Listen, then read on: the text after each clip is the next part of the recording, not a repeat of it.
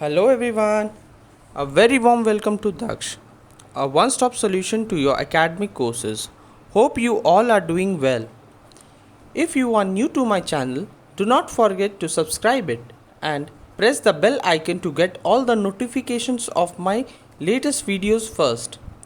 You are Vishubhendu and I will try explain you the topics in such a manner that you will never forget the topics as I relate the topics with present situations and circumstances. So, without any further delay, let's begin. The topic for today is what is economics? So, economics का definition को समझने से पहले हम लोग एक rough example से समझते हैं कि इकोनॉमिक्स होता क्या है। सपोज़ करिए कि आपके पास 200 रुपीज़ का नोट है और आपको लगी है भूख, तो आप जाना चाहते हो एक होटल और खाना खाना चाह रहे हो। तभी क्या होता है, आपके फ्रेंड्स आते हैं और बोलते हैं कि चलो मूवी के लिए।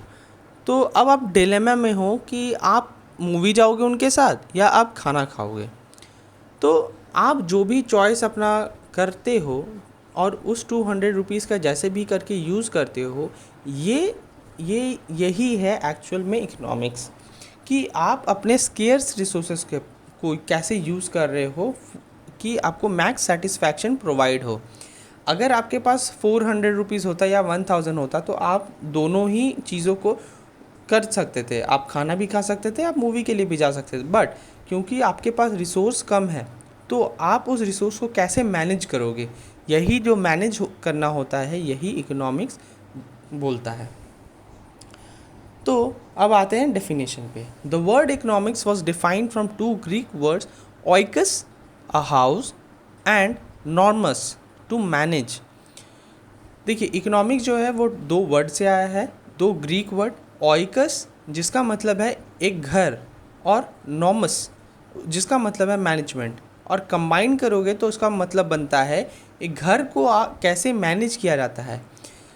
आप अपने घर में देखिए, आपके जो आप फादर है वो एक certain amount of money earn करते हैं और उस अर्निंग से वो आपके मम्मा को देते हैं पैसा कि लो, ये आपका बजट, ये हमारा फंड है और इसी से आपको घर चलाना है। आपका जो घर का रिक्वायरमेंट है वो काफ़ी ज़्यादा होगा। अगर बहुत ज़्यादा अगर आपके मम्मी के पास पैसा मिले तो बहुत अच्छे तरीके से सब चीज़ आप परचेज़ होगा। नए न्यू कर्टन्स आएंगे, जो आपके जो मंथली रिचार्जेस हैं वो ज़्यादा अमाउंट के होंगे। बट ऐसा नहीं होता है। आप देखोगे कहीं ना कुछ चीज़ का कटौती होता है कि फ़ंड्स नहीं है तो आज इस मंथ नहीं, उसे अगले मंथ ले लेते हैं। तो ये जो चीज़ें हैं, ये क्या होता है, आप मैनेज करते हो अपने स्केर्स रिसोर्सेज को। ठीक है, अब देखते हैं कि आगे क्या बोलता है। Thus the word economics was use to mean house management with limited funds available in the most economical manner possible. घर के एग्जाम्पल से ये क्लियर हो जाता है कि आपके घर में जो फंड्स हैं वो तो बहुत ज़्यादा नहीं है, आप जो लिमिटेड फंड्स हैं उसी से ही आपके घर को चलाना है, कितने इकोनॉमिकल वे में उसे चला सकते हो।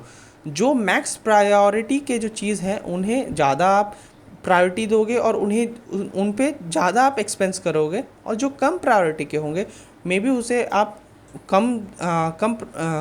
कम तवज्जो देंगे या तो आप उसे अगले मंथ के लिए उसे टाल देंगे। एक और डेफिनेशन देखते हैं जो कि लियोनल रॉबिन्स ने दिया था। Defines economy as science of scarcity. इन्होंने क्या बोला, इन्होंने बोला जो इकोनॉमिक्स है वो एक साइंस ऑफ स्केर्सिटी है। स्केर्सिटी का मतलब है कि जो रिसोर्सेज हैं वो बहुत ही लिमिटेड है, वो अबंडेंट में नहीं है। अबंडेंट मतलब जितना यूज़ करो कोई दिक्कत नहीं है, कोई ख़त्म नहीं होने वाला है, बट ऐसा नहीं है।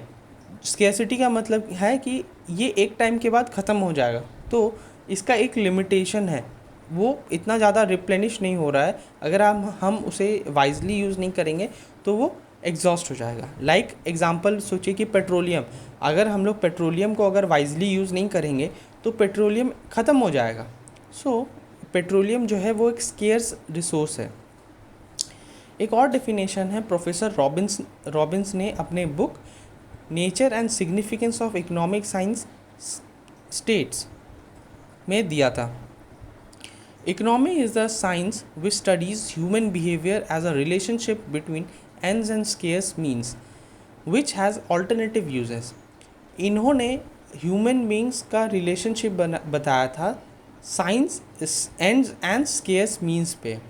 एंड्स का मतलब होता है कि ह्यूमन का जो नीड्स है, वांट्स है, डिज़ायर है, उसे उन्होंने एंड्स बोला। और स्केयर्स का मतलब है कि हमारे पास जो रिसोर्स है वो स्केयर्स है, वो इन डिज़ायर, ह्यूमंस के जो डिज़ायर हैं उनको ये पूरी फुलफ़िल नहीं कर सकता है।